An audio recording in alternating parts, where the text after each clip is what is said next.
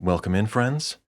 Today we're going to be talking about the 2000 film The Cell, directed by Tarsem Singh. And I'm Ed. And I'm Israel. And let's see, starring J-Lo. Jenny from the And block. dude, I knew that that's the first thing you were going to say about J-Lo. I was like, I want to say Jenny from the block, but he's going to beat me to it, isn't he? Well, it's so funny because in my notes, like it's either J Lo or Jenny from the block. Like Yeah. all of them, it's never like it's just super silly because I'm literally writing out like Jenny from the block. Yeah, I just put J-Lo for everything.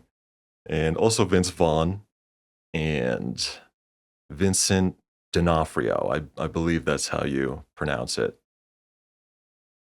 And the albino dog. He was an actor as well. Valentine. And also the score by Howard Shore.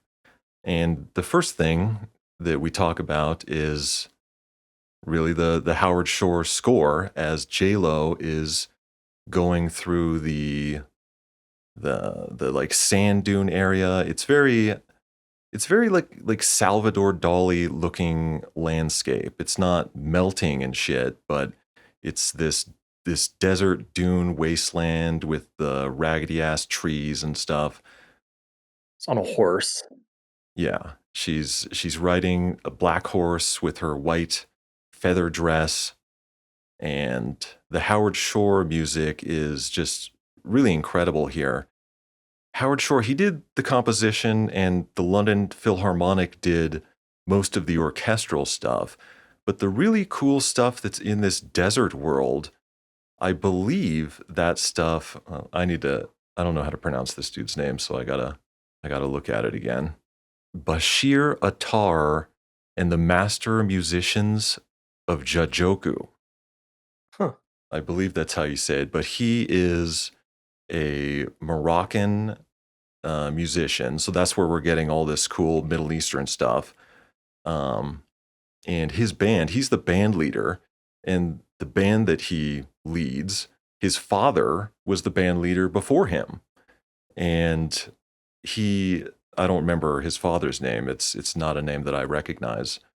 It's not like Bill or something like that, or Brian Yeah. Jones, who that guy, he worked with Brian Jones from the Rolling Stones, and they made music together in the 60s. So that's a Oh, pretty cool. cool connection. And Howard Shore, of course, did like The Lord of the Rings and I believe The Hobbit as well. But this stuff is drastically different from any of that. It's really, really cool. And it's Yeah. really only used, I thought it was going to be used throughout the entire movie, but we really only get a few scenes of this desert stuff where we're getting that super unique, distinct kind of music. It seems like a lot of the times in the dreams is where a lot of that music came into play, or In whatever the you call it. Yeah, in the other dreams as well, but I don't think it was just quite as distinctly like Moroccan as Oh yeah, just not quite. But I do believe that band is playing during a lot of the other dream sequences too. So J Lo, she's riding her horse. She gets off the horse and starts walking along the crest of the dune, and she turns around to smile at the horse, and it just like turns into like a chess piece or something. It just turns into a some sort of solid sculpture. And she's walking along the landscape with the beautiful music playing. J Lo is looking beautiful. She's wearing this incredible feather dress. yeah. The costume design in this movie was amazing. Hmm. And we see the little light flickering. And this is a little boy within this landscape signaling her to as to where he is with his little mirror reflecting the light against the sun. And so she goes to talk to the little boy. And from what we already know about the movie, if you didn't go in completely blind, we know that this is like a dream world or something. And J Lo is her voice is like a little echoey. Everything's real weird. And they're talking about we're going to go sailing today. She says, "You promised." And the boy's like, well, he's kind of like moping. And then they turn around and there's like a crashed boat over there. And she's like, oh no, that one's too old. And then they turn and there's like a tiny little sailboat. And like a lot of this imagery like doesn't really make sense, right? Like you see the big ship and it's like, we're going to go sailing. And it's like, okay, that's one that we could get on and sail if it was in good condition. But then she's like, oh, this one's perfect. And she picks up the little sailboat. It's like this big. I believe it's broken. And then Yeah, like the sail is broken or something. the boy starts talking about Maki Luck, the boogeyman. And he broke the ship and he doesn't want him to leave. And then he turns into a weird demon face thing and yells at her. And then she leaves. She leaves the dream. We see her Yeah, her hand like press this little thing on her between her thumb and forefinger, this little square on her hand. It signals the people in the real world that she needs to wake up. So then we go to the laboratory where J-Lo is in this red like muscle fiber looking suit, which is super cool. And the whole laboratory is super cool. They're suspended in the air with their little suit, and the tables rise up out of the ground. And we discover that J-Lo is entering this child's dream who's in a coma. And she's talking to him in his dreams or in his thoughts or whatever. And apparently trying to help him wake up from his coma. yeah, and then as they wake up, or from this thing, or she wakes up because obviously the kid is not waking up. The two like operators are like, "Hey, the parents are here. Want to talk to you." And then they like go and clearly they talk to the parents, and it seems like the dad is very apprehensive and being like, "Hey, like he's like a millionaire or whatever, and he's just, I'm assuming he's probably helping fund this whole thing, and he's just like, there's no proof, like I'm gonna shut this down, like blah blah." And J Lo's all getting all she's like, well, if you think it's if you think someone's better, then she's getting all like just Yeah, it's not classic Jenny from the block, like real. getting real sassy. No, she's not. She's not getting like sassy, but it's a lot of stuff in the movie is not super clear, and I think sometimes it's better off for that. Like here, they're not really completely explaining.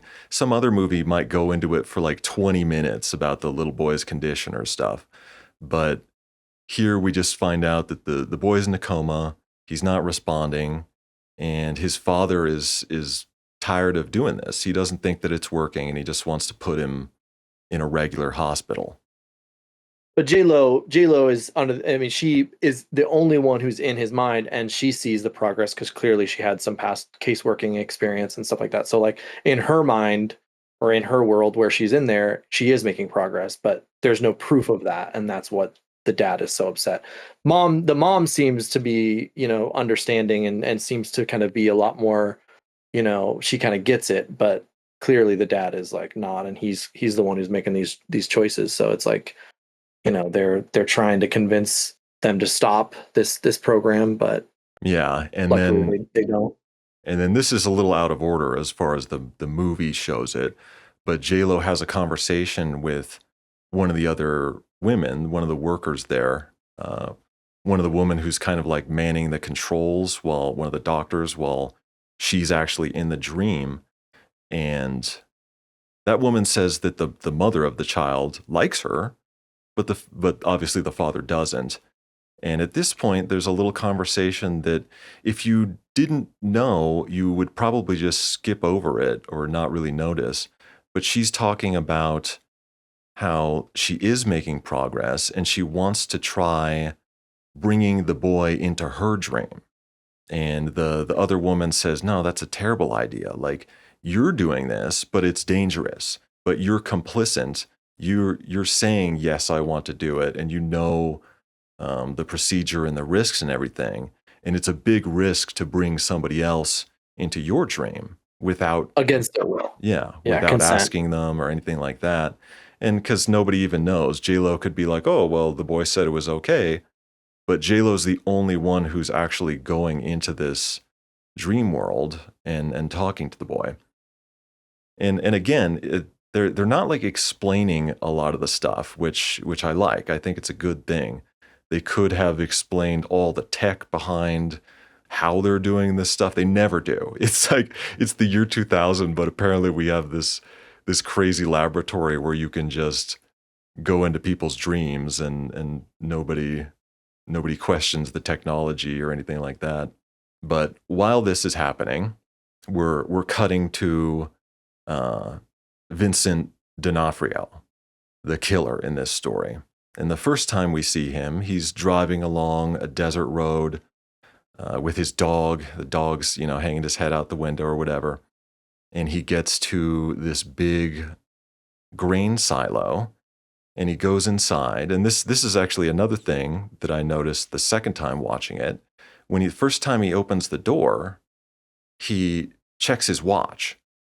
And this is because the whole system he's got is on a timer. It's running itself. And once he gets down the hallway, we enter the cell, the title of the movie. This is the torture chamber. This is the prison cell where he keeps his victims. And inside the tank, it's a big glass water tank. And there's a dead woman in there.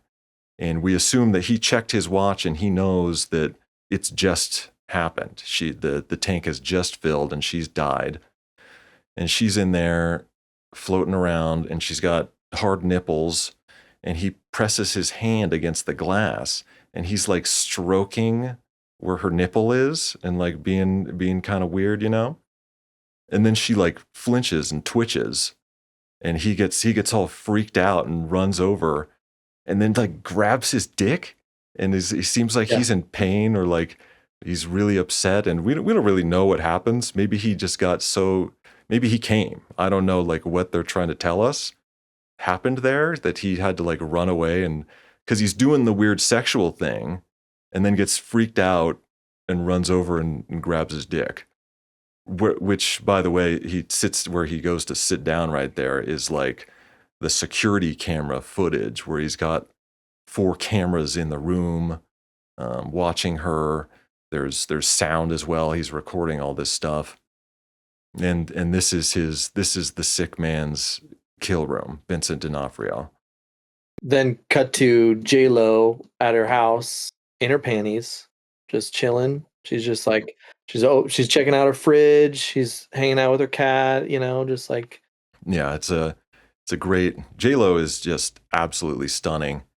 absolutely. And we get this. It's a classy little underwear scene, Yeah. Oh yeah. Not too trashy. It was like She's just in a collared shirt and in some black panties and stuff. But when I saw it, like I was eating and I literally like sat there. I was with my mouth open and the like fork to my mouth, just staring at J-Lo as she's like posing there in her underwear.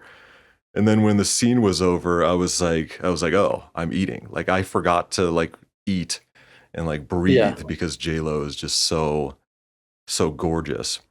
When I loved this transitional scene where she sees her cat, the cat rubs up against her leg, and then she's like, "You want some milk?" And then cut to the next scene where the Vincent killer is like bathing this dead body in bleach, but it looks like milk, and it's just It such a looks cool like scene milk. where it's like I was just like, "Oh, dude, I loved that. That was just so rad." And her eyes are all crazy looking, and it was just so cool.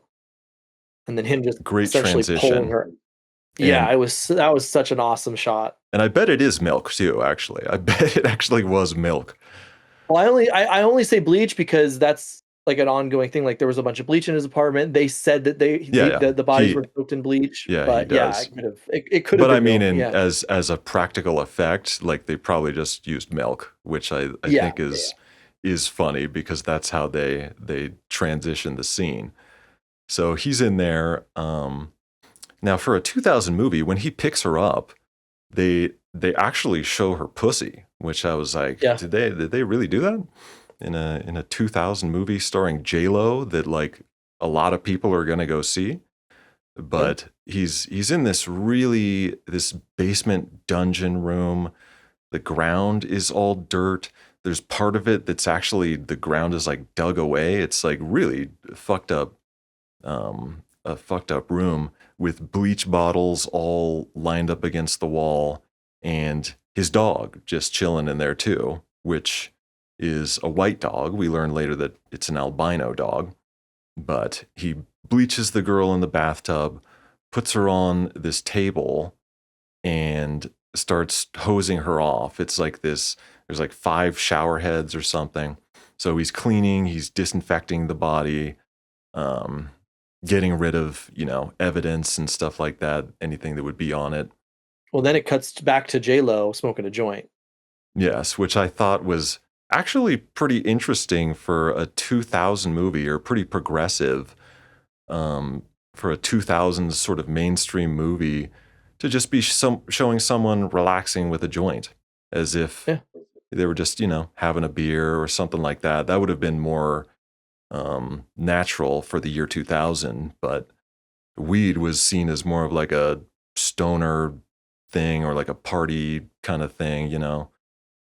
Well, and it even like kind of was they kind of not they don't allude to like her smoking weed or anything, but like when the other lady is like asking, "Hey, are you sleeping? Are you still having nightmares?" Like you can kind of see that like maybe her smoking a joint was just to try to wind down, because she is having a hard time sleeping. She, obviously none of this is explained. This is just stuff that you're just kind of putting together as someone who But like the fact that she wasn't like smoking and just like, like the Yeah. typical smoking a joint and then Yeah, like because at this yeah. time, the movies that would have been out about that had weed smoking are like Half Baked, How High, Yeah, Friday, like those kinds right, of right. movies, where it's not the, nowadays, the average person going home and smoking a joint after work to relax or whatever is completely normal, and you're like, oh, let's go outside to smoke because the kids, it's just a completely normal thing that people do. But at the time, it was not. So I thought that was pretty cool. And there's also, I thought was cool, was as she's lighting the joint, for no reason at all, they just show on her desk a picture of, I believe it's her running track as like a Yeah, teenager.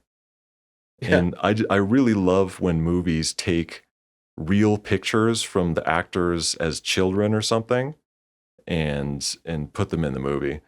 One of my favorites, I don't actually know the movie. It might have been Gran Torino, but in some Clint Eastwood movie, there's a picture of him and he's like 18 years old, and he's just got like the stupidest childish grin. Like you wouldn't even know that Clint Eastwood ever existed before he was like 35. You know what I mean? Right. Like Yeah. the image of him is just etched into our brains of like this rugged like cowboy style dude.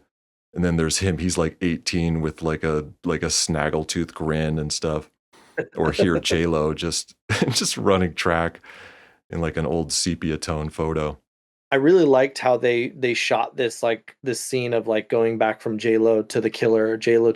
Like I just thought that was done really well. Like because like after she's smoking the joint, it cuts back to the killer where he is like it reveals that he has all these steel. You know, how many did he say? Did they say like 18 or something crazy? Like it was. I don't remember how many, but he has these suspension piercings on his, from the backs of his arms and his shoulders and his back, all the way down to his Like legs. like, yeah, his calves and stuff. And the movie portrays, like, this scene is more accurate to what I know of this kind of suspension thing. Like, were you familiar with the suspension at all before this movie? Well, Or I yeah, I guess mean, you I saw this movie knew when that you it were was a thing, but 13. like I didn't. So, I mean, like I knew that it was like a kink or whatever you want to, however you would like describe it. But well, I discovered it from, BDSM communities and stuff. And yeah, it yeah, certainly can be a sexual thing, but it's also just like a thrill, for people. It's a thing that they do as like a rush, like yeah. skydiving or bungee jumping or anything. And you can do the just sort of a suspension thing and hang there. You can do a thing where you're like full on swinging and stuff. And it also doesn't have to be like just a plank, thing. You could just do just the shoulders and do Yeah. like a swing or whatever. And everyone describes it, even the people who aren't doing it for sexual purposes describe it as, better than sex, that kind of thing, where, there's a lot of sort of thrill seeking things that people describe as, oh, this is better than sex. Being in a fighter pilot and doing all kinds of high G kind of maneuvers, like I said, skydiving, those kinds of things. Um, this is really the only scene though where it's portrayed in that kind of way. Some of the other, when they're talking about it later on, J-Lo says something about it's comforting to people, the suspension, and I'm like, I've never heard anybody say like, oh yes, I do this for the comforting effect. Well, I think that that was in context of it of talking about his like disorder and the water related, because it's like you're floating. And so Hmm. that was kind of comes up later. I think it's not necessarily in general it's comforting, but like it would be comforting to somebody who is, so it was almost like she was justifying him doing it in a way, it was weird. But like it was, I think it was related more to his like, Yeah, schizophrenia, they're whatever. relating the weightlessness or the floating or whatever, which they do Yeah. throughout the book and or the movie, and we'll see that as it goes on. Now, Yeah. I guess But dude, this scene, we didn't actually talk about the scene. So yeah. he he's got all his suspension things hooked up to these chains, and he like makes this grand gesture or whatever as he spreads his arms and all the chains are jingling, Like gets over the her corpse that and she's then just he just laying there. lays down over the corpse. She looks very doll-like. That's also a thing that the movie wants to show us. And he starts raising himself up on the suspension things while he's over her and jacking off. Like that's what he's doing.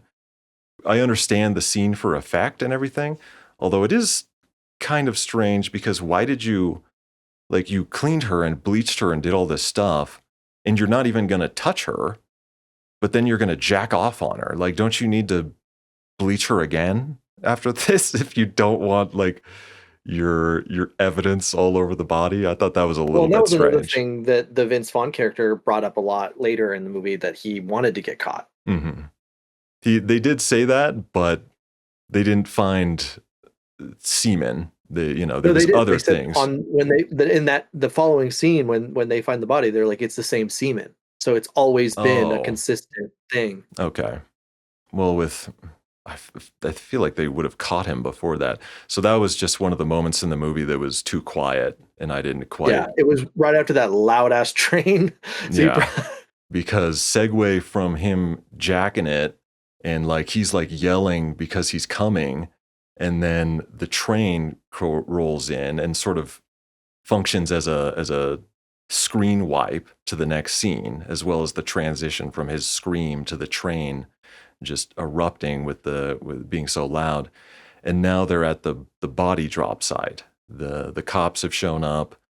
There's tons and tons of cops. This is a killer they've been tracking for a long time. We're introduced to pretty much all the cops in the movie. There's of course Vince Vaughn, who I feel is the least convincing of all the cops, even though he does a good job. But we yeah. have Heisenberg's brother-in-law from Breaking Bad, who the Breaking Bad comes later, so we don't know him as a cop, maybe. But Yeah, yeah. um, we have James Gammon, who is just striking looking dude with his mustache. He plays cowboys and stuff in other movies. We have, I don't know the guy's name, but he looks like a not crazy Tim Roth. Like Yeah, everybody seems to Jake be Weber, I believe is his Jake name. Is Weber. like, yeah. Everybody to me seems to be a more convincing cop than Vince Vaughn, but Yeah, they went with Vince absolutely. Vaughn, so that's fine. It's really strange casting for me, only because the only thing I know him from is like Wedding Crashers and like comedy Yeah. stuff. Well, it kind of screams like that the reason that they put him on this movie was to try to like, take him like, like when actors have that thing where they're like, I want to be in a serious movie. I want to break my like, sort of thing. Like that's kind of what he was, but he's still Vince Vaughn. Like I don't know. It definitely was very strange casting. He does um a good job though, but because I yeah, was yeah, yeah. expecting to hate him throughout the movie, but he does fine. I think they, like you said, they wanted that, and I would have preferred James Gammon to be starring opposite J Lo, but of course that wouldn't work. They need like a Yeah. younger, uh, handsome guy. I guess Vince Vaughn is handsome. I've never thought of him that way or heard any girls be like, "Oh, I just fucking love Vince Vaughn." Like, but that's what they're going for. And so they find the body. They mention the semen.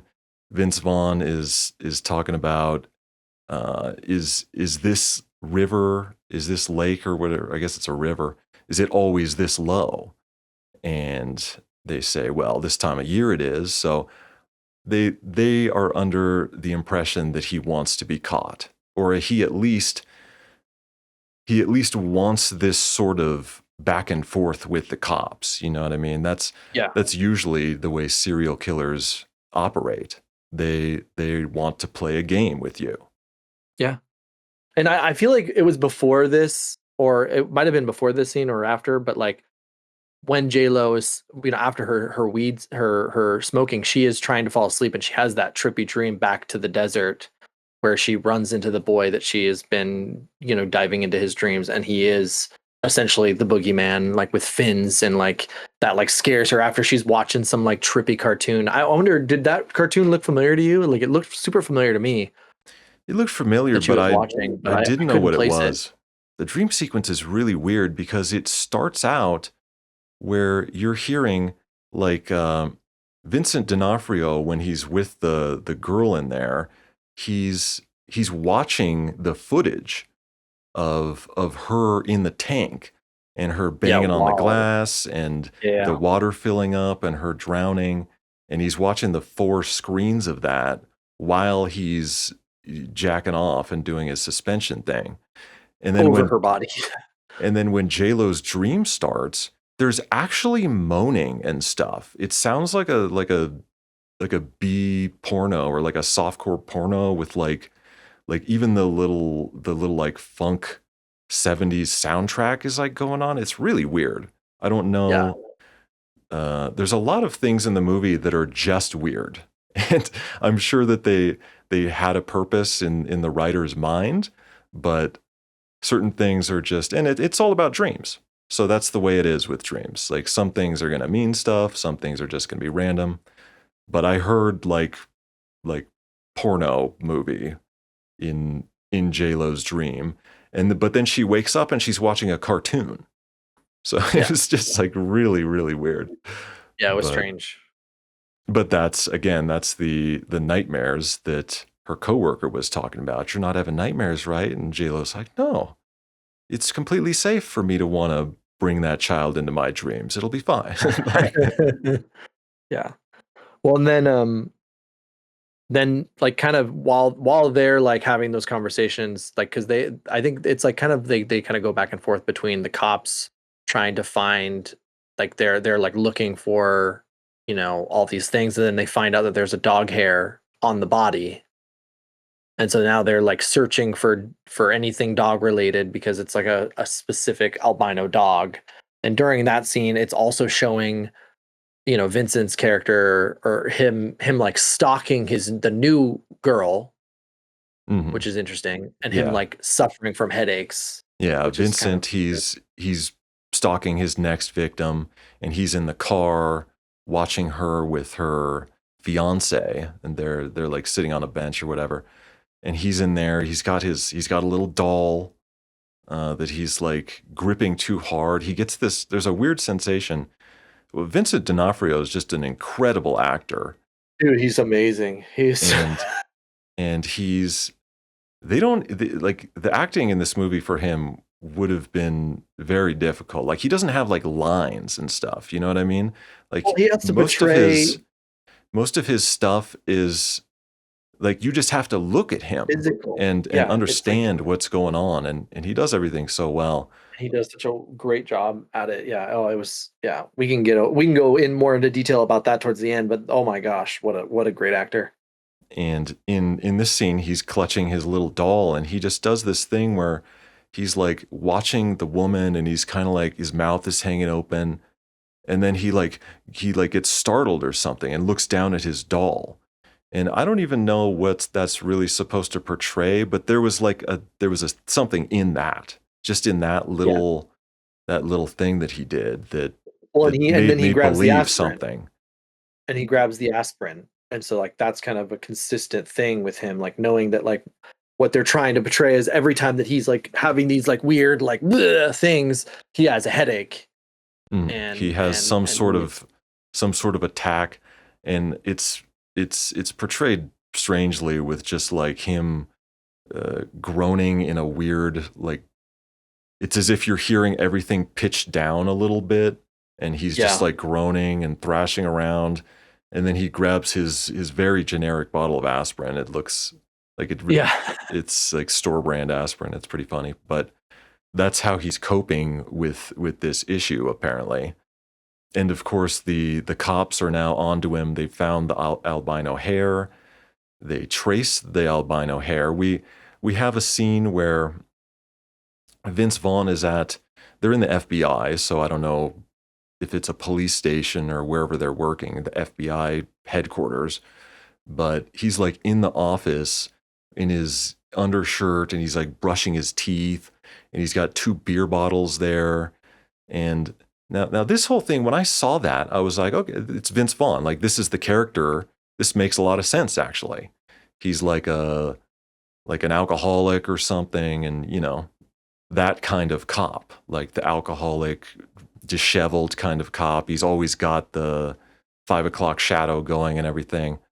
Um, but they don't really seem to do they do one thing with that I'll bring up later, but they don't really seem to do anything with that. I thought that that's what they were going for, but it turns out he's like the lead guy, which is also strange because he's like 30 years old. I don't think you get to be like the head of the FBI at that age, but well, we, maybe he's just in charge of that like case, or he's like the that lead detective or investigation whatever. on Yeah, this specific murder investigation. yeah, yeah. But we go into like the briefing room or whatever, and there's a dare poster on the wall, which I thought I didn't was see that. really Yeah, that good. was pretty funny. And they're now tracing the albino dog hair, and which is apparently a German Shepherd, they know, and the Ford pickup truck that he um like I said, they've been tracking him a long time. They see his tire tracks, and they're like, oh, these look just like the tracks in Reno. And his paint scrapes on the wall. And so now they know that his car is aqua blue or something like that. Yeah. Well, then the next scene is when it's in that parking garage, which what a great scene that is with the girl, the new victim. So he's now going to capture his new victim. And the woman comes out, and you see the parking garage, and it's quite ominous. You know what's going to happen. And she pulls out of her purse, I believe it's pepper spray. Yeah. And she's walking to her car. She's real freaked out and gets to her Because car. obviously looking at that scene, it's like it's clearly a creepy, like this is bad. Like as a female, like in this parking garage looking around like, oh shit, I'm pulling out my mace. Like this And is it not. seems like the people in the community know that these sorts of kidnappings and murders are happening as well. So she Yeah. gets to her car, though. She's safe. She locks the door, backs up, and hits a dog. And so she's like, oh shit. And she goes out, and the dog is lying there, uh, supposedly injured. But we see that there's a brick by her tire. So she just hit the brick. And we see Vincent D'Onofrio sneaking up behind her, and he grabs her, he chokes her out. Now, this was another weird thing that I felt didn't lead anywhere. I thought they were alluding to something with the dog. where this dog is like complicit in the murders. It's extremely intelligent. He got the Yeah. dog to pretend like it got hit because the car only hit the brick that was behind the tire. But when she backs up and thinks she hits the dog, it squeals. It like makes a noise as if it's been hit. And then she looks in her rearview mirror and the dog is like lying on its side and like twitching like it's hurt. She goes out to the dog and pets it, and it's still just lying there whimpering. So I thought that was very, very strange that that didn't really lead to anything. That the dog was that well trained and complicit in these murders, Yeah.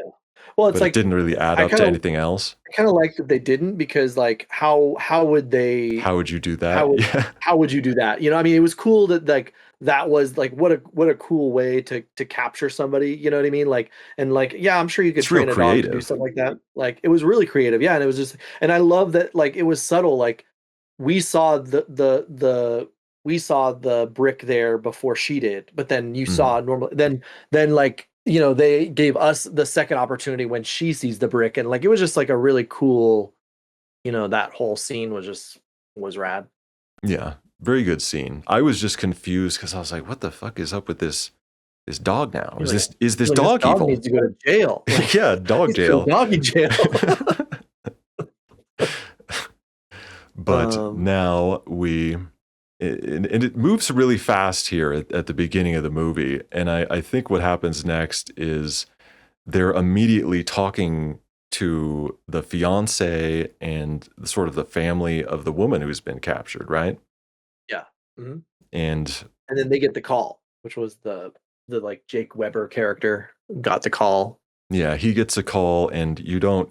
Well, you either turn on subtitles and try to hear it, or try to read it, or you don't know what happens. But as they leave the house, um, Vince Vaughn is like, "Hey, what was that?" And he goes, "We traced the German Shepherd. We found a buyer for an albino German Shepherd, and they ran the name at the DMV, and it's the same truck." So now they immediately jump on a plane, go out They have to agents. the house. There's already agents there Yeah, they got the SWAT team already staked out at the house. Then we cut to Vincent D'Onofrio at his house, and in he's the in the tub, bathtub, just just just chilling, play with just water. having a little bath. Like he's I singing a love just spitting song. out water. The subtitles, I was trying to see if I could tell what the lyrics were, if that mattered or anything, but it just said indistinct singing or whatever. And then he says he whispers a little line that I couldn't really tell what it was, but he's singing a song. He's like he's up to the water here, whatever, and he's drinking a little water, spitting it out, It's and very then childlike, mhm. that whole, like, him in that tub. His hair is always very childlike too. It's the little Yeah. boy with the sort of blonde, Mhm. hair in Yeah. his face, and it's like very bowl cut too. It's just like snipped all the way around. And he has another one of his headache episodes or whatever while he's in the tub. And we see him, the first image we see is from the side looking at the tub. There's a bottle of bleach over here under the sink, and his trusty bottle of aspirin right by the tub. And when he has his episode, he immediately goes for his aspirin, but it's empty. And so now he's gotta get out of the tub and go to the kitchen or wherever his medicine cabinet is, try to get some more. But the SWAT team is already arriving, and they're busting in. They're searching the house, and they find Vincent D'Onofrio face down right by his medicine shelf that he was going through. So he didn't get to That his that shot too, where the gun butt is, like, over the actual butt, so it doesn't show his butt. yeah. Did you notice that? I thought that was so rad. I was like, "Dude, that's pretty funny." Like, They showed his butt in the other scene, but they yeah. cover him up here, and he's got his suspension piercings in as well. So he's face down. All the big rings are connected to him, and he's caught. The killer is caught Yeah. already, but he's already captured this woman. And like I said, his kill tank is on a timer. So he has nothing to do with it. He puts her in there, And it and fills up with water. 48 hours later, he comes back and it's full. So now the movie becomes a race against the clock to save this woman.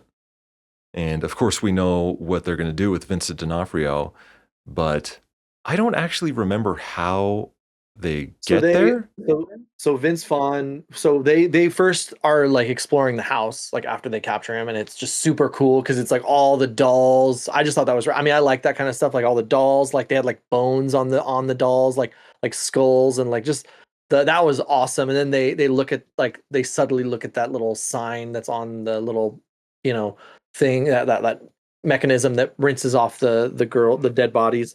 And then after that they cut to the doctor, because he even says, he's like, send this guy to the doctor, only this doctor. I don't want anybody giving him even a rectal exam or anything, like, or a thermometer or whatever. Like, I want him to check him out. So then they go to that doctor, and he's just like, well, he explains what happens, and what he said is he has this rare, schizophrenia, you know thing where it happens when you're a kid, and with some sort of trauma. This was kind of weird, where they like were very specific about how it happens in water. Like, I thought that was very strange, but they were like, it could have happened with something traumatic when he was a child or whatever. And they like bring up water, which was weird. But anyways, and A they lot like bring of up the that he, a lot of the a lot of the writing and a lot of the getting from here to there, sometimes I feel like they're like, here's the necessary information, just yeah. put it in there. Like, and for the most part, I was okay with that.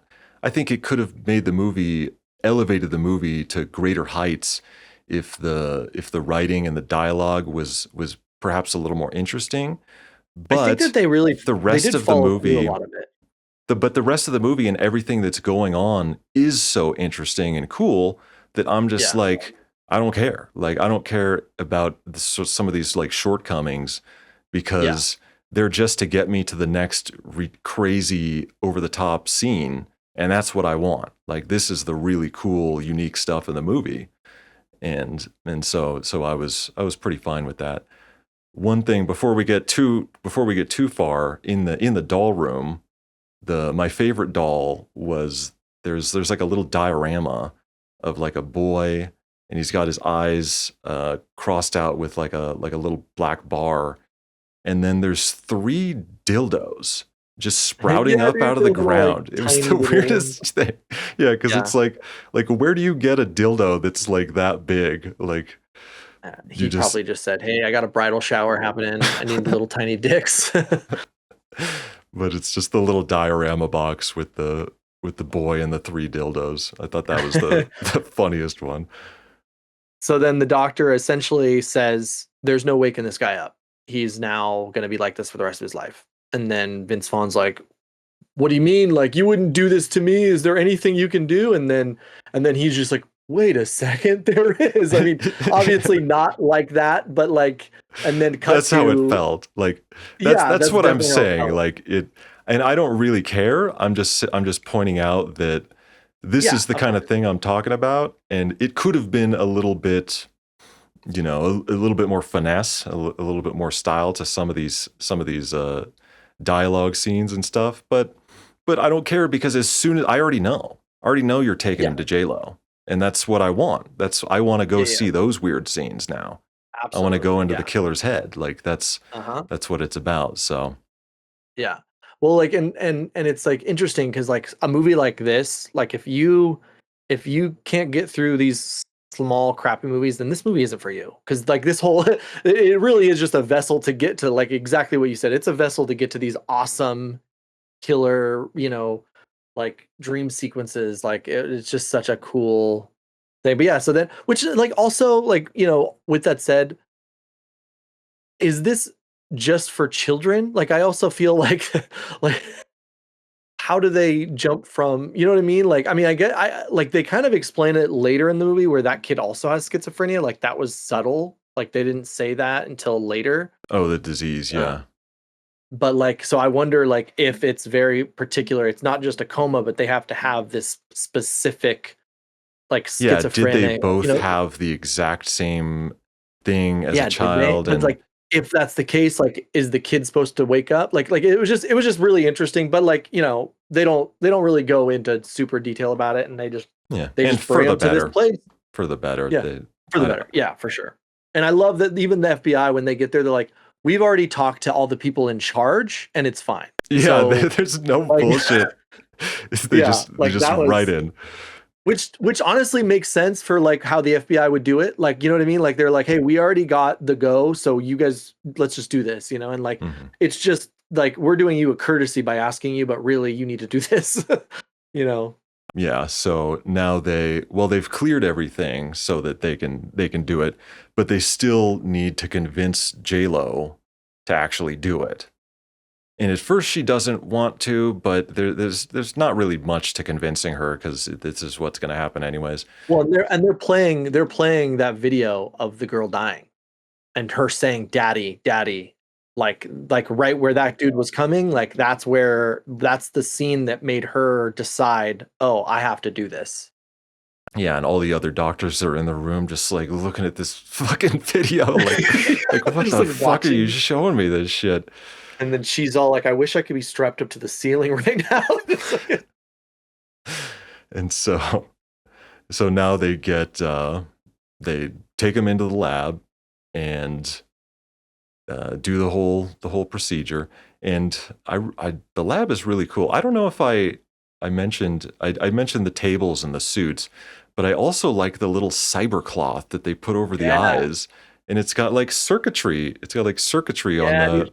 the eyes. Even like how they display it, where they like hang it from there, like the whole thing was so rad. Like that, I just loved that.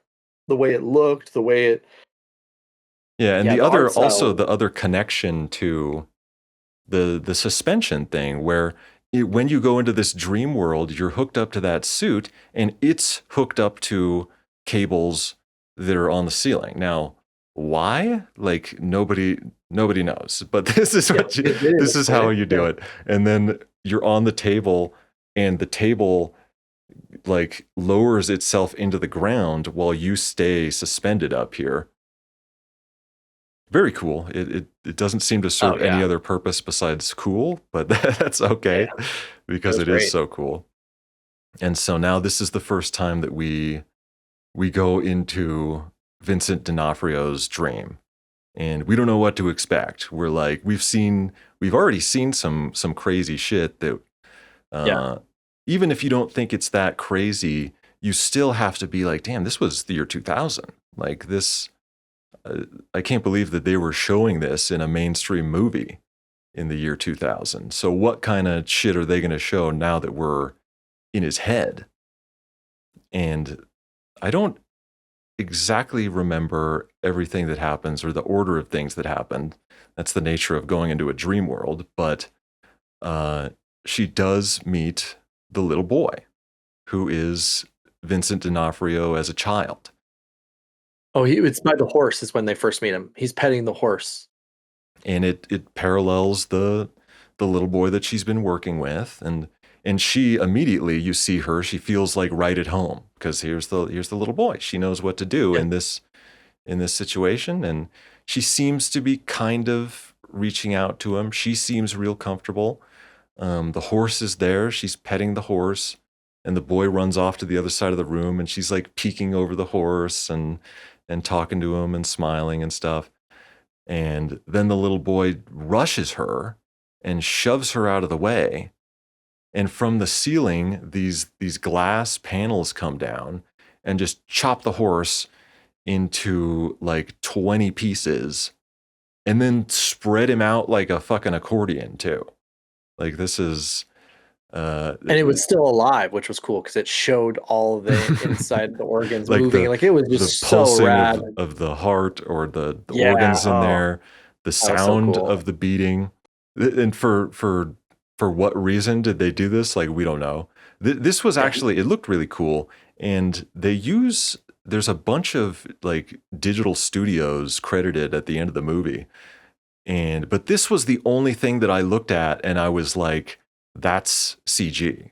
It was the only thing in the movie that like stuck out was the inside of a horse's body still pumping blood, but it still looked good. Even Oh, it looked great. Yeah. it still looked good. Yeah, and it was such a great introduction to this dream world where you're like, for her, she's like, she sees this kid, it's all familiar, and then all of a sudden, it Yeah, and just the horse, the turns. familiarity of the horse as well. Yeah, yeah, yeah, and it just completely is just like, oh, and then all of a sudden, now it's like, okay, now we're in it. We're like in this. Yeah, now we understand that it's a dangerous, fucked up world, that you're not coming in here because you kind of think that when you see the kid, you're like, oh, well, maybe she's going to be able to reach this child, right? Like maybe the crazy Vincent D'Onofrio that we saw is just this little child on the Yeah, inside, and we're going to get a different kind of movie now that we're here. But no, we're going to get an even more fucked up kind of movie. And so now she's going through like the weird torture chamber right. display case doll It shows shit. it shows all of his previous. She even says these are his victims, and it Mhm. like shows depictions of his victims that are like so doll like. I just thought that was so rad. It definitely was giving Silent Hill for sure.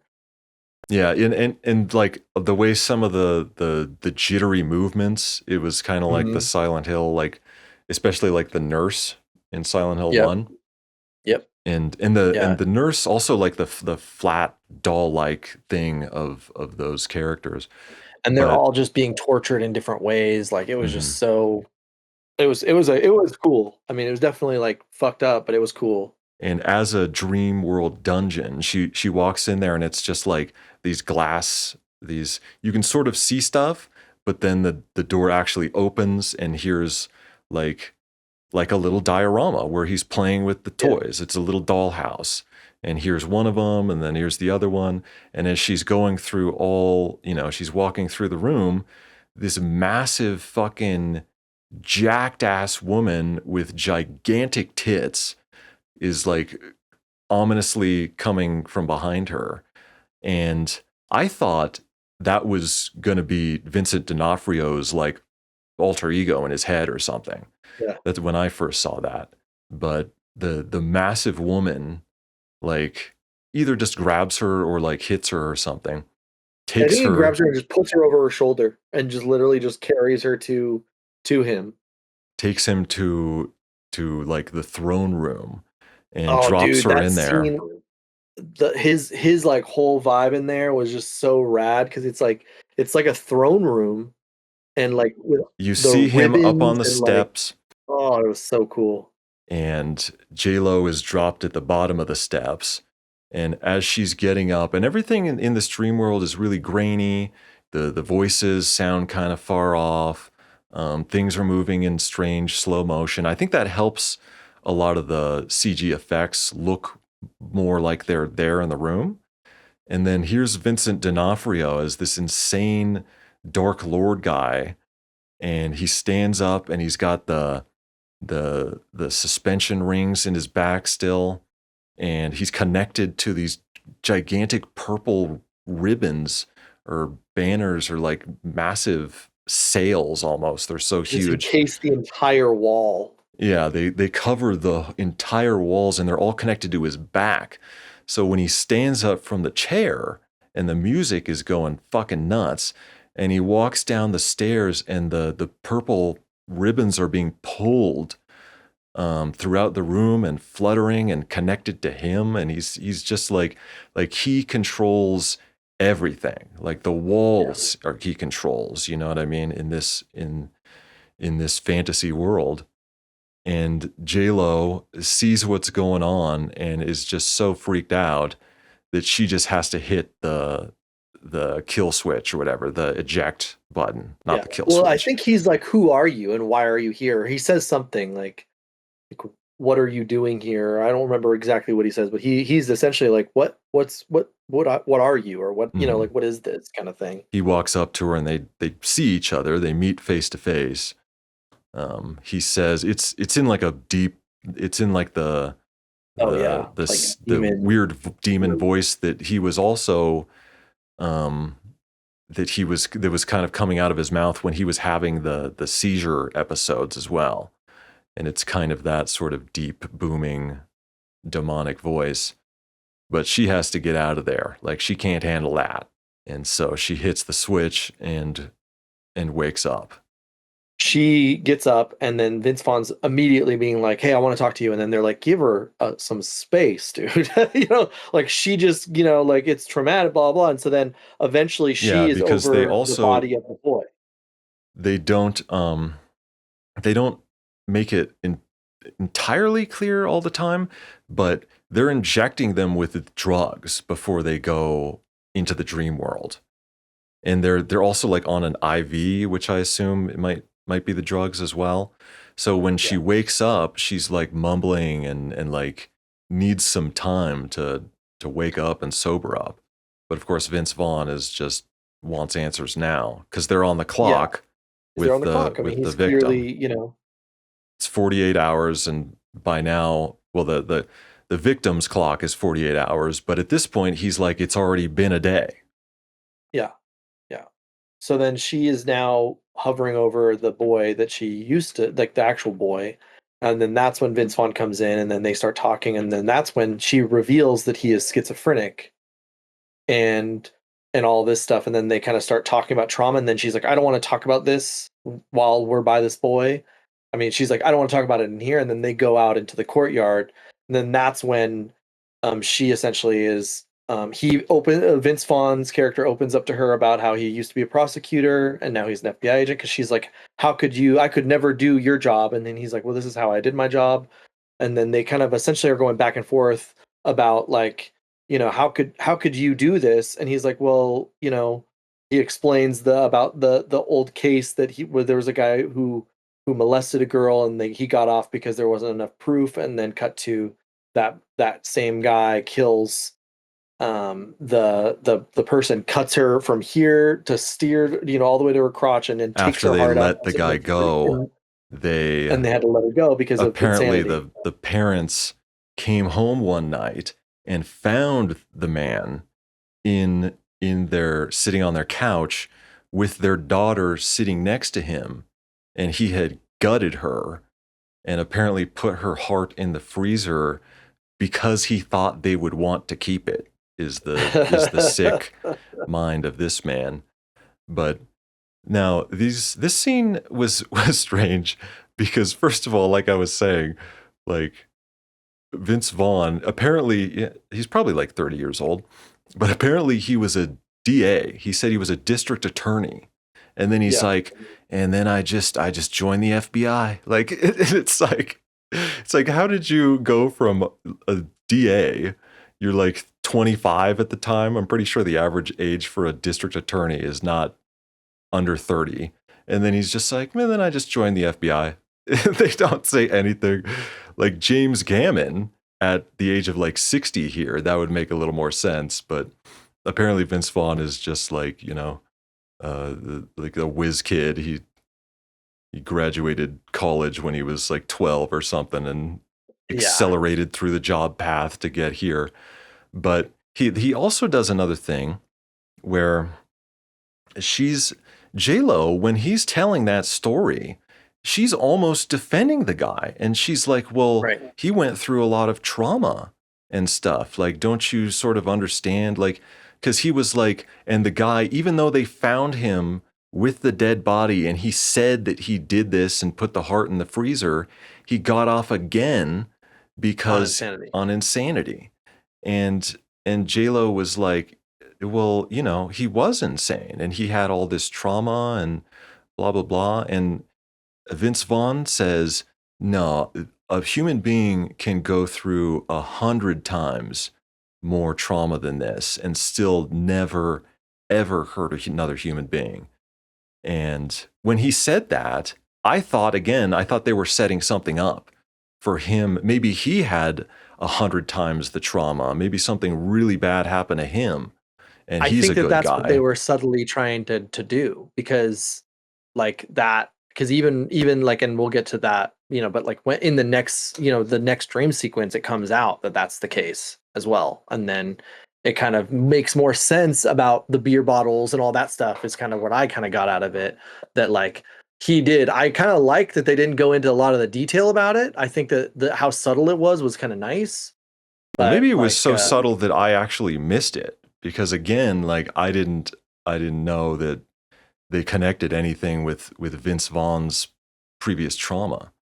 well, and the reason that I even say that is because in the next scene, and I mean, obviously we can go over it when we're there, but like when J Lo is coming on to him, she's like, "Did Daddy do something to you? Did Daddy do this?" And blah blah, and like says stuff like she knows about the trauma from that subtle interaction, and then it's like she's pulling it out of him, and it's like a whole I little suppose like, just those kinds of subtle yeah. At hints, least that's but what I got out of it. I mean, maybe I'm off, but like that's the kind of vibe that I like, I and do feel that they were trying to say that he had some kind of trauma, but I yeah, would have thought that if they were gonna, because like Orca, Orca's just like says, "Hey, my wife and child yeah. were killed in a car accident," and that that's all they really had to say, and it gives me the full effect of what they're trying to do. With Vince Yeah. Vaughn, I didn't understand. I was waiting for something like that to reveal itself, but it never really fully reveals if I'm understanding correctly. So then that conversation convinces her to go back because the other agent comes, and then so she's like, I'm ready to tell them I'm ready to go in. They want to know, the other agent's like, they want to know what the deal is. What should they do with this killer guy? And she's like, prep him. I'm going back in. Yeah. So she goes back in, and the first thing I believe is she meets the little boy again. Yeah, he's doing dishes. He's doing dishes. She gives him a little mirror in a locket, just like she apparently, they don't explain it, but like I said in the very first scene with the boy in the dream world, he's signaling her with the mirror to Yeah. make the little light. And so she gives this boy the little mirror and tells him to do that, to signal her, if you need me, if you think that I'm not around, I'll You're see lost. this Yeah. and I'll come to you. So he's washing dishes, he breaks a dish, and then there's yelling in the other room. It's apparently, well, I guess we don't really know. We might think it's big Vincent, but no, it's little Vincent's father. And he shoves her in the pantry or the closet or whatever, and she's peeking out the little things. And the dad comes in and he's like, "Did you fucking break this dish?" And he's hitting him. He hits him with a spoon, just hits him like between the eyes with a spoon. And he's like, "I guess we'll just fucking break them all." And he throws the dish against the wall. And now we start seeing these scenes of the abuse that he went through when he was a child. While this is happening, she is standing in that pantry with eels at her feet, Yeah, like just weird dream world stuff, going on. yeah. Uh, but she's watching through the slits in the pantry, this whole thing. And then he's apparently the mom had left, but there's another woman there, and he's scolding the boy or whatever. And the boy tries to like talk to the mom or like look at the mom, and he's like, "Don't look at her. She's not your mom. Your mother left us." And then he's like, it almost looks like torture, or like she's like in a robe and he's sort of like moving her legs open and like, He's like, look at that. That's evil. That's pure evil. And he's like pointing at her crotch. He's like, look at yeah. that crotch. That's evil. And he's essentially like setting him up. But it when I say it kind of looks like torture, because I don't exactly remember, but like she's not moving. She's like, her hands are like she's sitting on her hands, or like she's just Yeah. not. She just seems completely the victim here, or like treated like a thing, like a doll. And then the next scene with the father and son, he's playing with dolls, and the father comes in, takes off his belt, and starts beating him. And he's like, "I didn't raise no faggot," and he beats the shit out of him. And as someone who has been beaten with a belt for the very same reason, I'm just going to go ahead and say that, because that's the language that they used in the movie.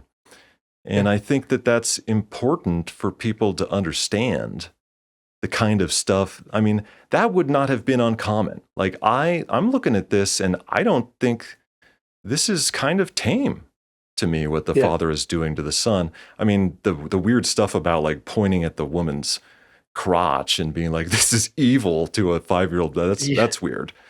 Yeah. But Yeah. the other stuff seems pretty tame to me, would have been kind of common in like in the context of the movie. Um, it probably would have been like the 70s, but I grew up in the 80s and 90s and this stuff was still going on, you know. Um, so modern people in 2025 might not understand some of this stuff. They think that the worst that goes on, the bullying and stuff is like name calling. But once you've tasted that strap a couple dozen times, once you've been burnt with a hot iron, name calling becomes it's not really as big a deal as you think. Like this is the kind of stuff, and I Yeah. don't even think this is kind of tame. Yeah. Worse, much worse stuff was going on than this. Although he burns him with an iron, that's pretty bad. Yeah. I mean, But that's that's pretty the rough. next Yeah. thing he does to the child. Apparently, he's in there ironing as well, and he's like, "Oh, you want to iron like a woman?" And he takes the iron and sizzles him. And then again, in this strange dream world, I'm not quite sure how we get to the bathtub scene. Yeah, I don't really remember. I don't remember exactly how it transitions. It might have just like fallen away or something. It was some. I mean, because it's like a dream. So it could have just been as subtle as that. But the next scene was that bathtub scene for sure, where he's like he even says he's like this. She was my first victim. It was I made such a mess. Well, this now we're in the bathroom.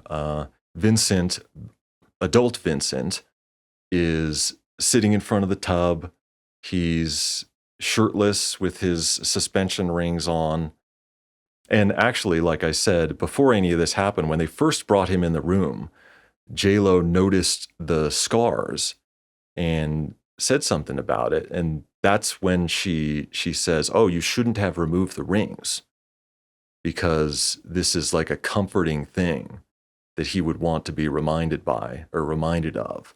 And they bring in the dog too to lick his Yeah. hand and just be in the room to try and get him, even in the dream, to try and get him to open up and try to relate to them. So he's sitting there at the tub with apparently his first victim, and there's blood everywhere. We see him shirtless with the iron burn on his chest. It's kind of subtle, actually. If you weren't looking for it, you might not have noticed that his chest was actually scarred from the iron. Um, and this is kind of the first point of the movie where Vincent D'Onofrio is actually speaking, which I think is really good. That they waited this long to now we have this tense scene in his dream world, sitting over his victim, and they make the suspension rings seem very kind of demonic or something, you know.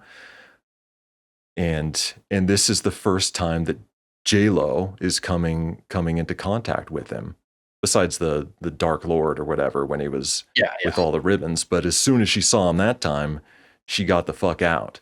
And this time, you see her while she's talking to him, like rubbing her hands and like getting close to the little button. Like this is all starting to freak her out. And so Vincent is explaining, The baptism. yeah, the baptism. The baptism, I think the very first thing we see when she enters the dream world this second time is the baptism. And it's showing the camera is there. And then the camera is going up and over and it's going upside down. They're doing all this weird camera work as they're baptizing the boy. And then Vincent D'Onofrio is talking about that, how apparently during that baptism, he had a stroke or something. Like he doesn't A know, seizure. a seizure. He doesn't know. He was just a kid. and he said that I was fucked up and hurting, and nobody did anything. They just stared at me.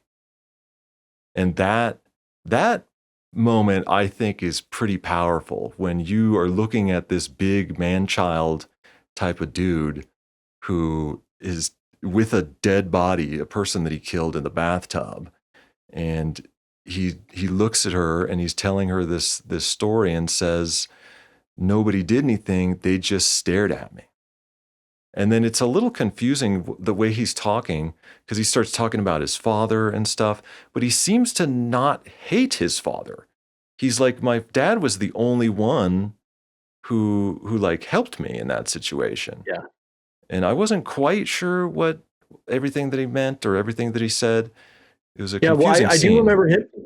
He brought up that his like because when she brings up, oh, he did that and he hurt you and blah blah, and she's like, well, he was more powerful than me. Like he brings up like power as in like a big thing, like but and yeah, and it was kind meaning of that it was when he's talking about power too, he's like, as it's a good thing, like I was yeah, weak, and right, maybe he right, thinks he deserved that or something. yeah, yeah, So he seems to have this very strange relationship where he doesn't even hate his father. He seems to somewhat sympathize with him. almost respect kind Mhm. of. And then I don't know how it takes a turn. I almost feel like it's probably about the dad or something, but then he like backs away and then shows up behind her. Yeah, they're kind of arguing about what's going on, and he's kind of defending the father, and she's saying no, what he did was evil. He was treating you like a thing. But then she's what I sort of gathered was that she's describing the way the father treated him, and he's feeling bad now that he treated these other people like that. Like that's sort of the parallel that I was drawing. And so then he starts kind of freaking out and ends up behind her and grabs her, pins her on the ground, and Like puts she's her arms because like her hands are like this, and he she's trying to pulls do them the thing. behind so she can't do the thing.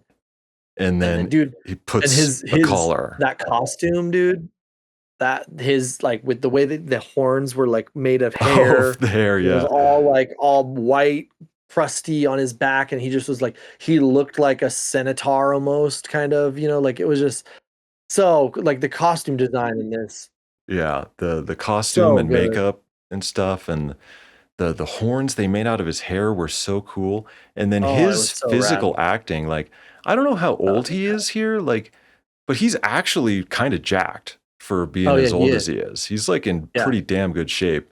And he's doing all this physical stuff, like to look like a demon as he crawls down on her and stuff.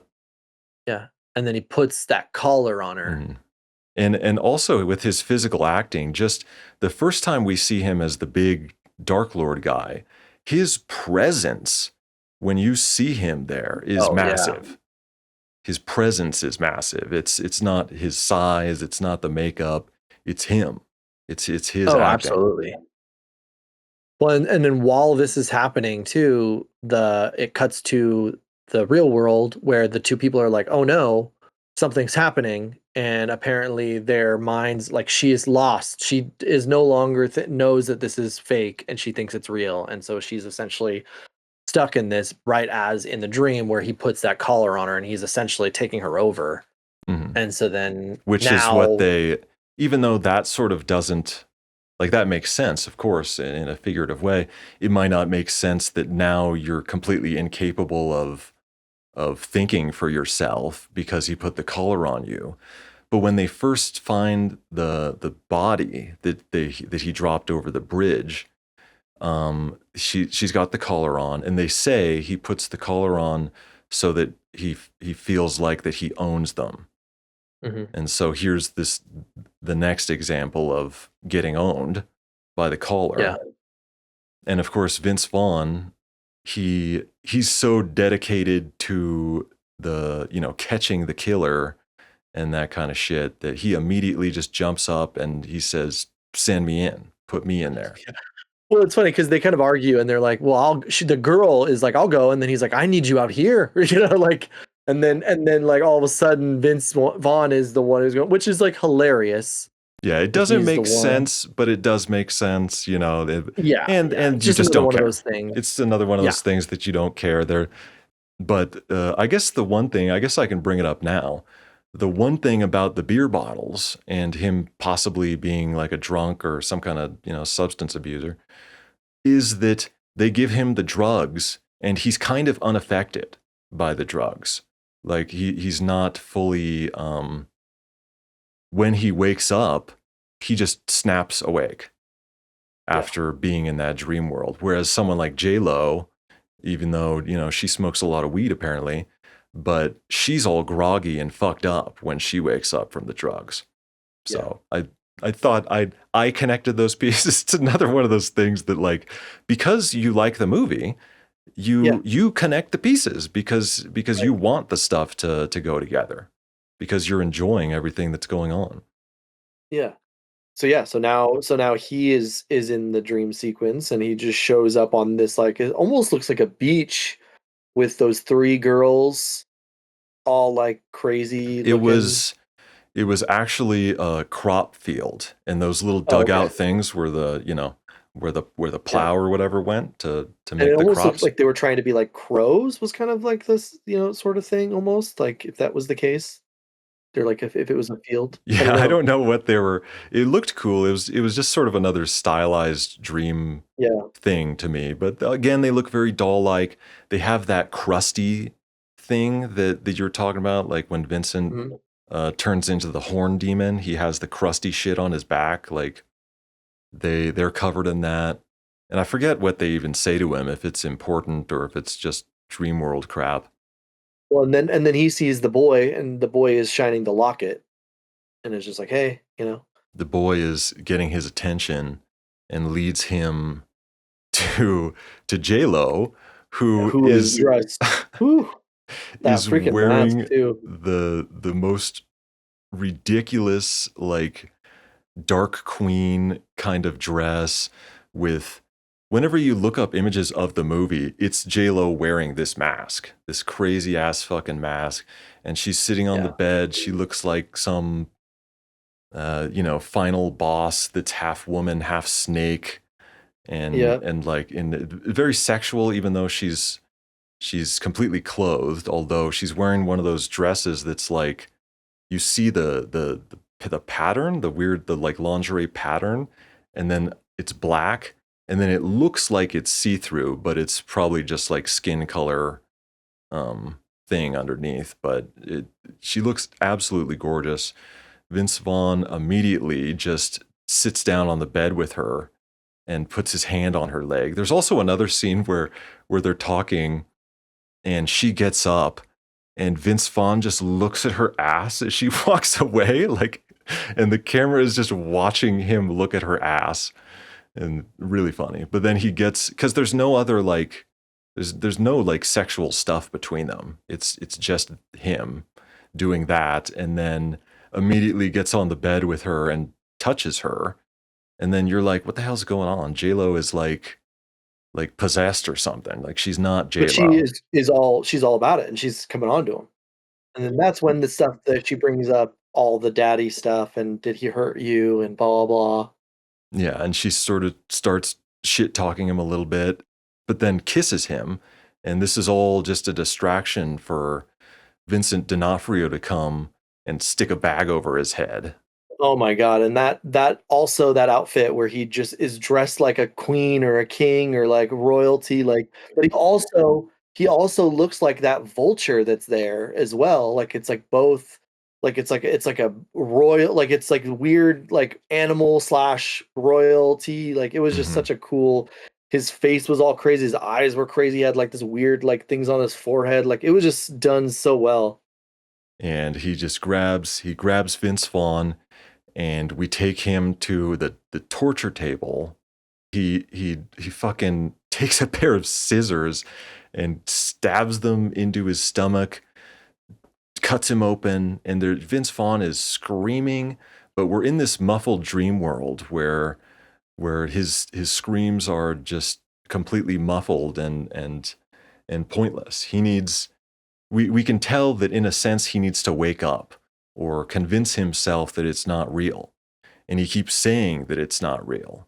And Vincent D'Onofrio is now pulling out his intestines and tying them to like a rotary spit and Well, it's like a music grinding box. his intestines. Yes, for like 2 seconds, a tiny little tune of a music box plays as he's grinding it, and then but only 2 seconds. It was very strange.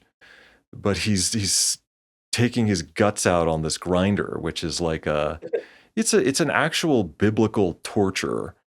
I Yeah. forget who the guy was or what the story is, but they show an image of it later on in the movie. But now Vincent is out of control here. Vince, which I didn't realize that they're both Vince, but Vince Vaughn is screaming to himself, "It's not real! It's not real!" And then Vincent D'Onofrio starts mocking him. "Oh, it's not real," as he continues to tear his fucking intestines out. But he turns to J Lo, and he's trying to yell at her and get her to snap out of it. Yeah, because before he went into the thing, the one of the lady who's helping was just like, "You read her file, you know how to ground her, so use that whatever you can to kinda get her back," and so that's what he starts doing. Yes, because they've said, and the first scene with J Lo where she comes out, when she first wakes up, they start telling her these little nursery rhymes. And then she kind of repeats them back and stuff. And this is the thing to ground her in reality so that she knows that this is the real world and that that's not. And so he tells her, which is never revealed until this point, when you have to like turn up the volume to even hear it because it's in the weird dream sequence voice. And he's saying your baby brother had a child, and that child went into a coma and something something, but that's the story apparently. So now we know that not only, we think that J Lo has a relationship with the one child that she's trying to help. Then we see her trying to have a relationship with Vincent D'Onofrio as a child, and so we're connecting that. And then we realize that she had a nephew who was in a coma. So now all these things are strung together, and we see why she's so obsessed with this. But him saying that snaps her out. Yeah, and then she grabs one of those medieval scissors or whatever and just stabs Vincent in the stabs back. stabs him in the back, and apparently that sort of breaks the dream power hold that he has over her, or both of them. And now they're sort of teleported to another room entirely. Yeah, where it shows a mermaid, but it's a version of that girl that's captured right now in a full tank of water. And I loved how they had that little like weird holographic sort of,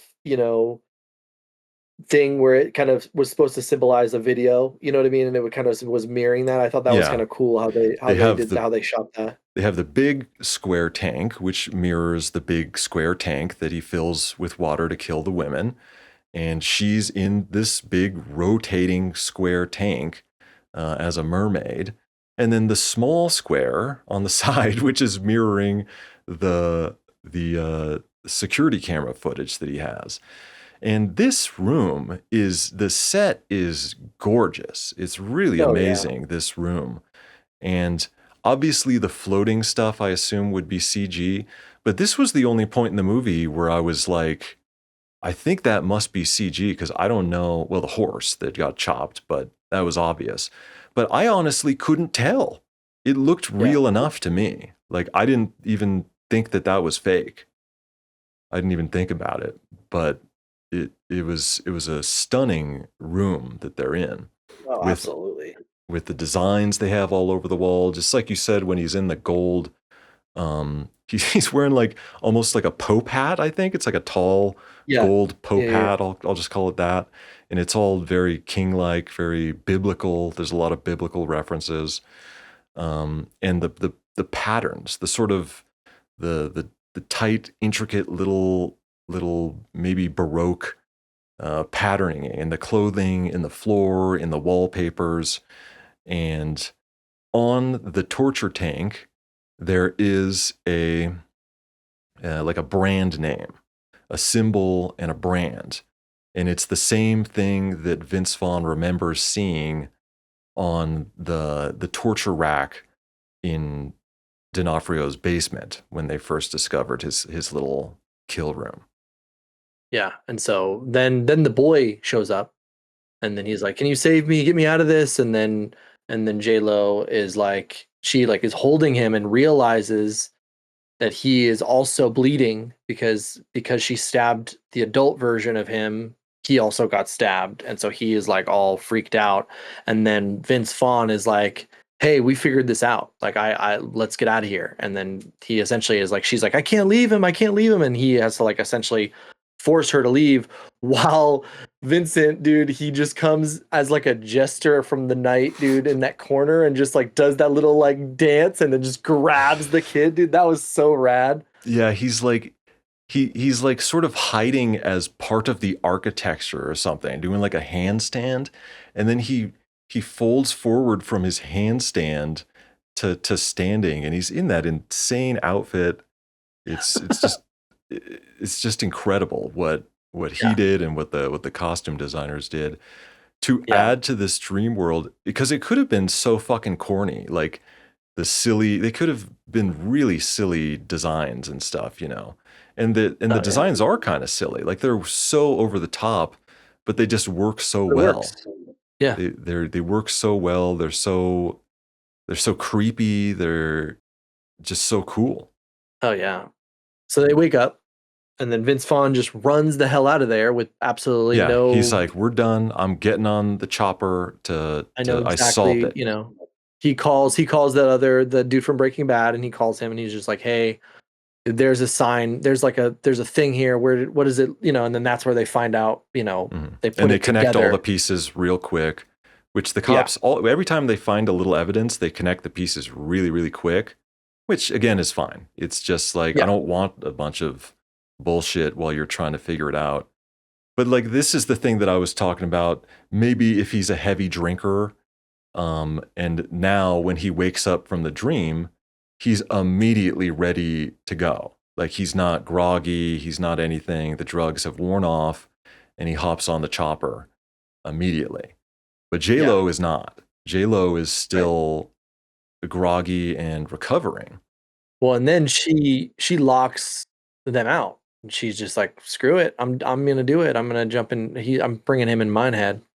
Yeah, Save she that kid." decides to do what she's been saying earlier, about she wanted to take the first little boy, try to bring him into her dreams. But when she wakes up, she goes over to this table with what I assume is like case evidence. It's like Vincent's personal stuff. But to me, when I saw that, because there was no explanation, I was like, what am I looking at? This is a Magic the Gathering card and a snow globe. Like, what the fuck is this shit? Like, I had no Yeah. idea. But then J-Lo goes back into the dream, and she wakes up. Well, she goes now into her dream. And she's all dressed like a nun, it looks. Yeah. Then And I it's all like realized it was early.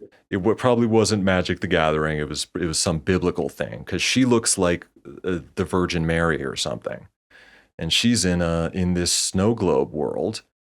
And I believe the first thing she meets the boy again, Yeah. and now we have a pretty intense conversation Well, and the where, boy is just like, "Hey, can I stay here? Like, this mhm, place is nice. Like, let me stay and here." she says, no, like that it doesn't work that way. And then the adults, I almost want to say adult boy because he's very Yeah, childlike in this he's scene. like a man child. Yeah, yeah.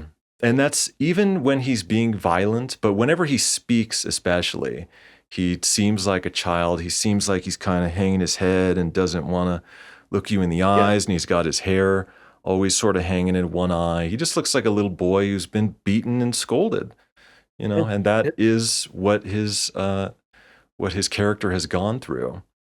And so we're getting now, while she's sitting with the boy and the man child, it's sort of cutting between the two. And he tells a story about how when he was a kid, he found an injured bird and he was trying to nurse it to health, but he knew that his dad was going to find it. And he said he always finds out, and there's that, again, that ominous thing where you're looking at the scared boy's face and he's like, he always finds out. So he decided, and I'm glad that they did not have the little boy deliver this line, but he decides that he's going to go into the sink and drown the little bird because he would rather that than his dad find out and something worse happen. He said he's saving it, is how he justified it. He used the word, I'm saving it from my dad killing it by killing it. And he's still really emotional about it. And he was saying it was better for the bird, right? Like, and he kind of wants confirmation that it was better for the bird. But that's his little story of him putting the bird out of its misery or keeping it from worse harm than just that kind of death. Well, then the boy is like, the boy is the boy again, and there's like a bunch of bugs, spiders, and beetles, and he's like, he found me. And dude, this scene where Vincent D'Onofrio emerges from this circular little pool of water with a fucking cape of like shingled looking scales, and adult Vincent becomes this crazy lizard demon guy. And dude, RuPaul would have been proud of that freaking that outfit. That gown, dude, that outfit was so sick. And he fucking sheds the coat, and he's got fucking like sharpened teeth, and he's got like looks like scales growing from his head down towards his face. And now J-Lo just fucking is no longer the Virgin Mary. She's wearing full fantasy armor. She's in armor with a crossbow. Xena warrior princess, dude, with a fucking like crossbow. For like 2 seconds, she becomes this for like a really short battle. It's super cool. I was like, I was so hype when I was like, dude, look at J-Lo. Like, she looks great in that like warrior outfit. She looks so great. And then she's got her little crossbow, which doesn't need to be reloaded, by the way. She just boom, boom, like, and she shoots his hands and feet into the ground. He has a sword too. Like they're like fighting, and he's got his fucking like sword. It's fucking sick. It just transforms into like it only lasts for like 30 seconds, but it's one of the coolest little fight scenes I've ever seen. Especially with all the buildup, especially with J-Lo. She has this very dreamy quality about her, no matter what's going on in the movie. And she speaks in a very soft, dreamy tone. Every time you see her do anything, she's believable. Like when you see her as with the feather dress riding the horse, you're like, that's this Princess J-Lo on that horse. You see her in the armor, and you're like, yeah, that's believable to me too. Like J-Lo, the warrior as well. And she also she's got like matching dark lipstick to go with the dark armor that she's wearing and everything.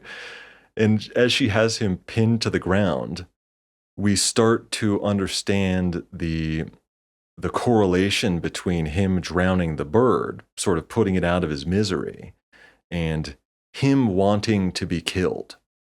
And so she takes the sword, and she doesn't want to do it, but she eventually does stab him with the sword. And he's like transforming back, and he becomes regular Vincent with his normal hair, and he's telling her do it as he's normal Vincent.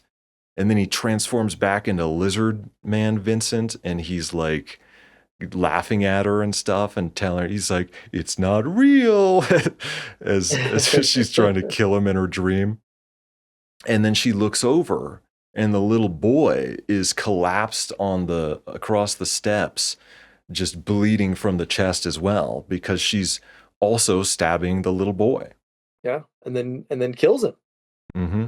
Well, she sort of grinds in the sword, and we take it that she kills him. And then we're getting a cut back and forth scene now as the FBI has discovered where the thing is. They're flying out there. He gets to the silo, Vince Vaughn. He's looking for the room. The woman is in there. She's drowning. She's trying to tear at this pipe to get out. And one thing I thought about that little room, there's a toilet in there. Like, what if she just kept flushing the toilet a lot? Like, would it would it help? Would it lower the water Right? level? Or But was it just filling up with her poop like the whole time? is it And just now it's like like poop water. the toilet is just backflowing with all her piss and shit? But she's in there drowning or about to drown, dying, and all of this again. Perhaps it could have been done in a different, more stylistic way, but it's like a Hollywood movie, and we're going back and forth. We know what's going to happen. We know that however tense the woman seems, or however drowned she seems, that she's probably going to live. And Vince Vaughn, he gets into the room. We mirror the scene when Vincent D'Onofrio first went into the room, where he's opening the door. We see from the same camera angle the dark hallway leading into the room. We get into the room, and he sees her in there in the tank. She's Just hold their breath. she's sucking on the pipe. She's got her Oh mouth yeah, to yeah. the pipe, and she's in there surviving. And we're cutting back and forth now to J Lo carrying the child Vincent D'Onofrio and slowly stepping down into the water. She's looking all biblical. It's a very baptism type scene.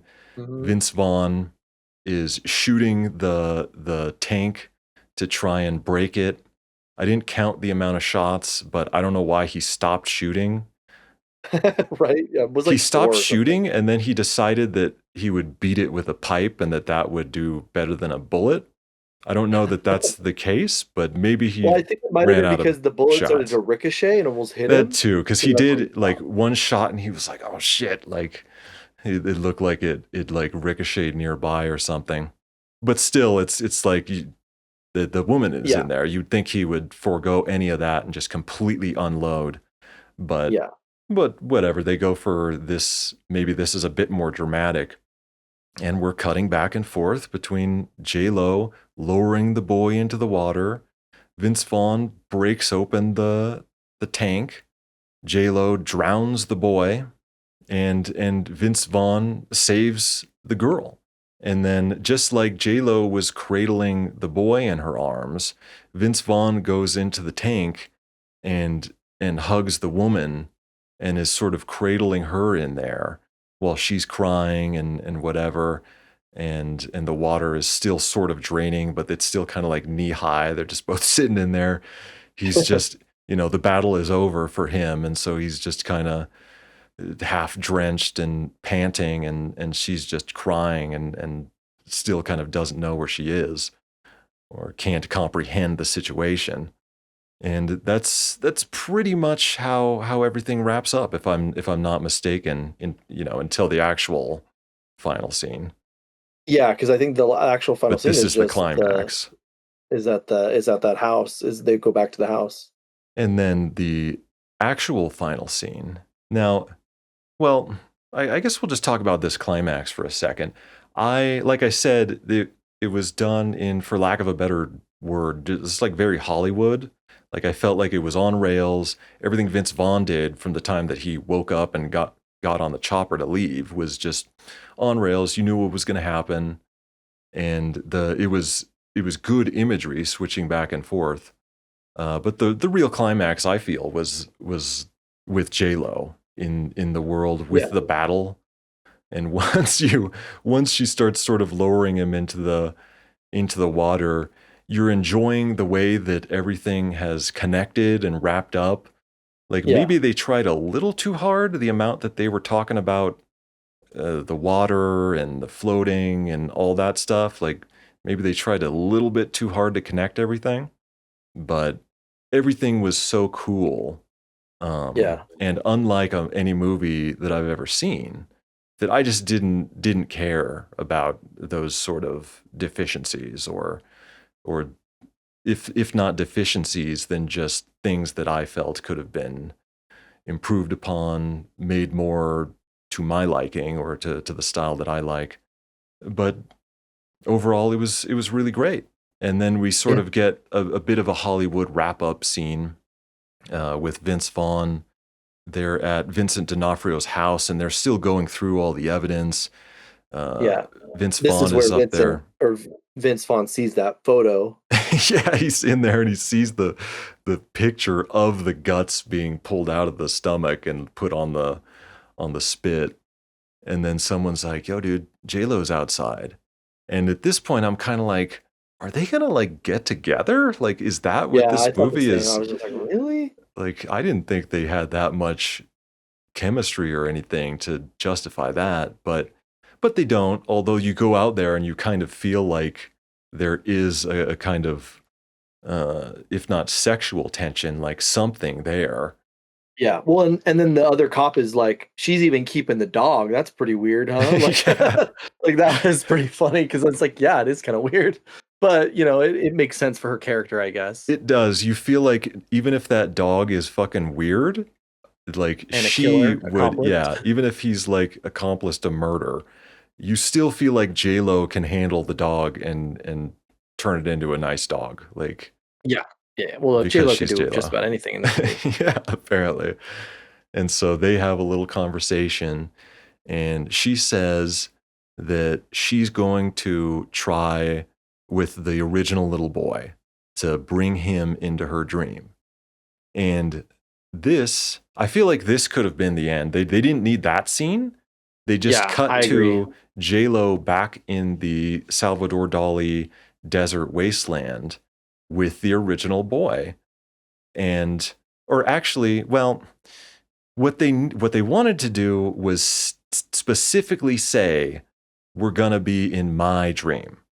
Because if you had Yeah. just seen that final scene, you wouldn't specifically know that, because they're back in the same looking dream world that was the Right. little boys. But apparently it's her dream, and in her dream, the sailboat works. Yeah.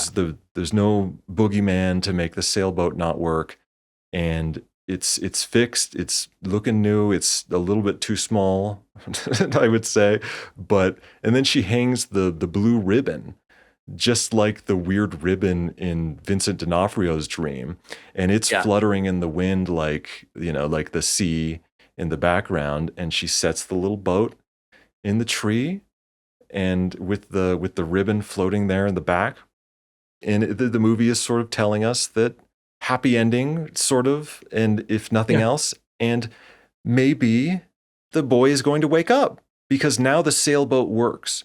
With the metaphor of the sailboat and the fact that the mucky luck boogeyman didn't broke the sailboat and doesn't want the boy to leave is telling us that that's his disease that's not letting him wake up. So now, if the sailboat is fixed and worked, maybe he can wake up. Yeah. And that's the end of the movie right there. And I thought that was really good. Yeah. And Yeah. with that imagery and without really telling us anything going on, you don't have to, like, some movies might have literally shown the boy wake up, Right. but they didn't Right. need to do that. They did a great job. Yeah. So you liked it then? Mhm. I definitely Good. liked the Good. movie. Like I said, certain parts I just felt could have been maybe written a little better. It's strange to watch an entire movie and really not even have a single line of dialogue where I'm like, oh, that line was fucking, that was a great line or something like that. But Yeah. but all of it worked really well. It probably would have been a 3-hour movie if they added some of the stuff that I'm talking about. They just, by skipping over it, they made the movie probably better. Yeah. I was stoked at how much I loved. Like it was really good. I really enjoyed watching it, and especially watching it again. Like it was just, yeah. Um, All right, so now there's only one right answer for the best performance. I mean, obviously. Yeah, Vincent D'Onofrio is by far the standout actor.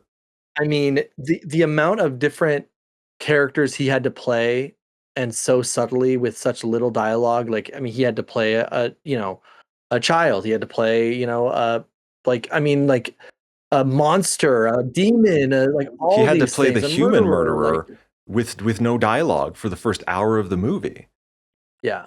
Well, and I just loved that, like, with his character in general, like the way that when they portrayed him in the real world, how he just came off very almost boring. I mean, like he was still like a cool like character, but like his real life was so mundane, and then the contrast of him in his mind, how much of a king and how he was just the ruler, and just like how he was powerful and he was a killer, but like he was also like a weak person, you know what I mean? Like obviously in order to, be that sort of victim and all that stuff, and then for him to be in this world where he was just like this freaking dominant, like multiple animal creature dude who was just like J-Lo describes it. I don't remember exactly what the word she uses, but he's the ruler of that demented world, and it's beyond anything that any of these other people could